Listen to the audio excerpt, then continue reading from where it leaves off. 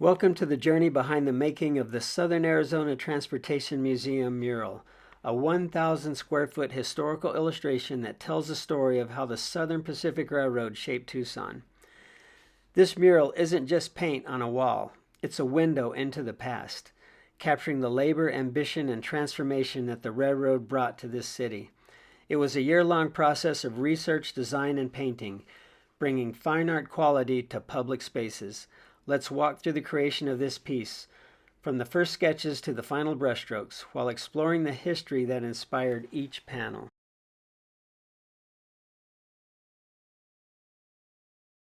Before I even picked up a paintbrush, I spent 6 months gathering the historical details to make sure this mural was as accurate as possible.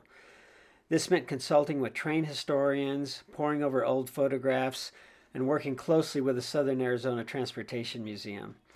I was fortunate to receive a lot of guidance from the late Bill Kalt, a dedicated historian whose knowledge shaped many of the mural's details. I searched Google Images, visited archives, and made exploratory sketches, studying everything from clothing styles to railroad signage. Every detail had to be historically correct. Once the research was complete, I moved into the design phase. Using Procreate on my iPad, I created a fully painted digital mock-up, layering historical elements, figures, and landscapes to bring the story to life. This wasn't just an artistic choice. It was a historical storytelling challenge. The composition had to balance accuracy, narrative flow, and visual impact. I worked with experts to refine the piece, adjusting postures, clothing, and even train components before finalizing the design. Once everything was approved, it was time to start bringing history to the wall. Here is one mock-up, and now this is the final version. And then came the logistics, measuring the exact dimensions of the mural wall. A piece this large needs to be carefully planned to make sure the composition flows naturally across the surface. So I divided this up in a grid of, I think, 9 by 25. So this is a 9-foot by 25 piece. One of the reasons they selected me to paint this mural is because they had seen my previous mural at the old Presidio in Tucson. This is a 50-foot mural depicting life in the old Presidio as it was in the late 1700s. So a lot of historical accuracy. If you're looking for it, you can find it at the base of the big giant saguaro. We explored a lot of different ideas on composition and layout and how we were going to divide the mural up into different sections, and we had all kinds of different scenarios and notes and meetings, and we finally decided on doing a simple 3-panel solution, which is before and after the 1880 event, which is really the pivotal moment in the railroad history of Tucson.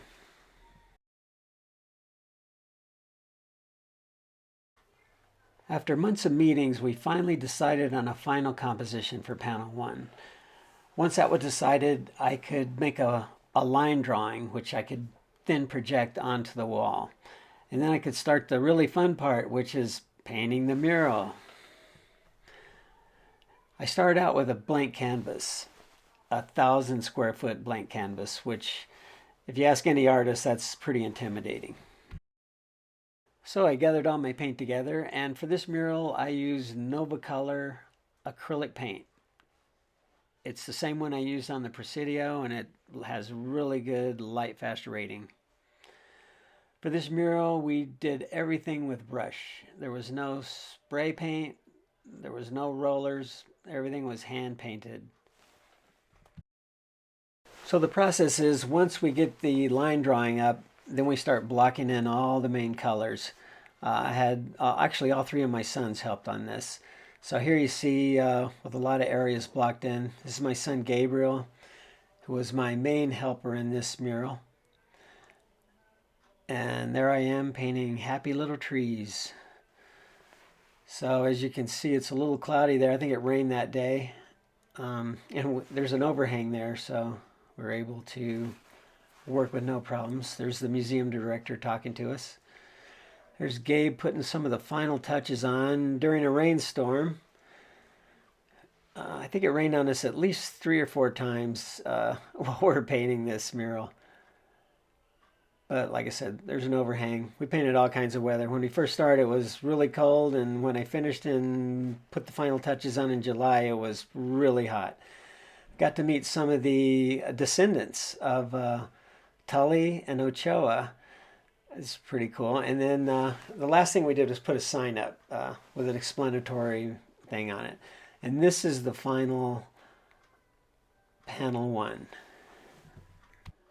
So panel one is really the beginning of Tucson's railroad story. It's about the workers who built it. This is about the Chinese laborers who laid the tracks south of Picacho Peak in the spring of 1880. Many people don't realize the backbreaking work that these men endured, facing grueling conditions while constructing this essential link between Arizona and the rest of the country. In the foreground, a young water boy carries buckets of precious water on a bamboo pole, essential for workers in the harsh desert heat. Meanwhile, a Pony Express rider speeds by alongside a Tully and Ochoa freight wagon. Both of these were soon to be outpaced by the coming of the steam locomotive. In the background, 2 Tohono O'odham women forage for food, continuing the way of life that existed long before the railroad arrived. This panel is about transition, the moment when old and new methods of transportation met, changing Tucson's future forever.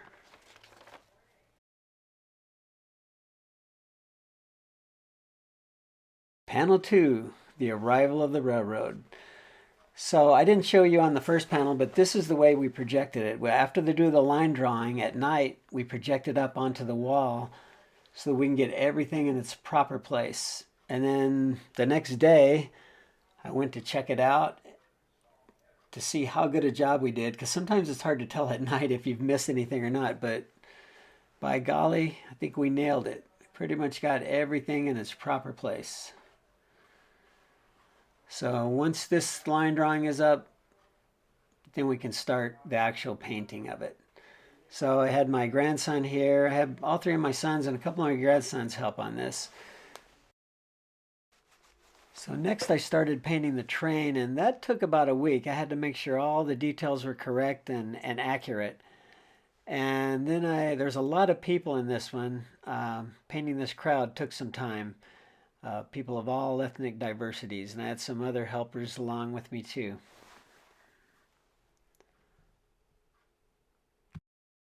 I used a lot of family members and other helpers as models. This is the late Bill Calt, who was the historian that helped me the most on this mural, and you see his portrait right behind him there. We'll hear more from him at the end of this video. And here's my hand modeler, Gabriel, holding up a silver spike. This is my reference for Esteban Ochoa as he holds up the silver spike in panel 2. And here's Gabriel putting on some final touches. So this is just about the end of panel 2 here. And this is what it looked like, the final version. And the other thing we did was put a sign next to it, a little explanatory sign. So this panel really captures a defining moment in Tucson's history, which is the arrival of the first train on March 20th, 1880. This event not only connected Tucson to the rest of the nation, but also showcased the city's rich cultural tapestry, a characteristic that continues to define Tucson today. At the center stands Esteban Ochoa, a prominent local leader and former mayor, who was instrumental in bringing the railroad to Tucson. He proudly hoists the silver spike, symbolizing Tucson's new connection to the broader United States.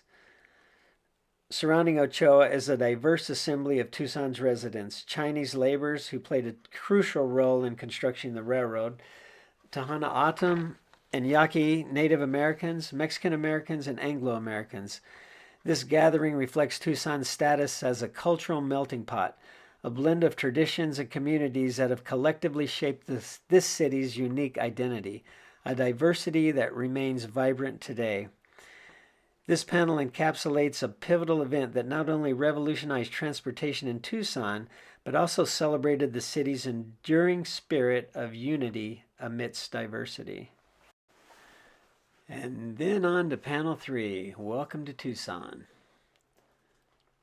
So once again, a huge blank canvas, 25 foot long. I had my line drawing, and then we projected it up at night following the same process. This was so big I had to project it in 2 different sections.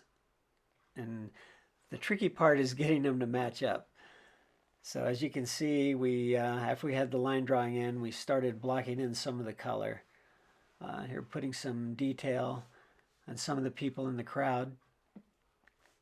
There are a lot of people in this mural. All 3 panels, it's almost 100 people. So we're zooming out. So those are the people in the background.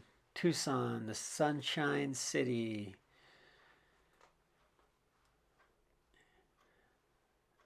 So we painted in mariachis. I think this is Gabe working on them. This one we started left to right, as you can see as things are moving along. Here I am painting in some of the people here. And there was a lot in this one. This panel took the longest. It took probably twice as long as the others just because of the amount of people and the detail in it there.